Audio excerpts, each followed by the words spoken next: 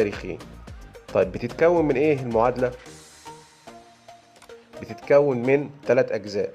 الجزء الأول start date أو بداية التاريخ. الجزء الثاني end date أو نهاية التاريخ. الجزء الثالث unit أو الوحدة اللي هيخرج لي بيها التاريخ، سواء عايزها شهر أو يوم أو سنة. حرف الدي بيعبر عن الفرق بالأيام، حرف الام بيعبر عن الفرق بالأشهر، وحرف الواي بيعبر عن الفارق بالسنوات. تعالوا بقى نطبق الكلام ده عملي.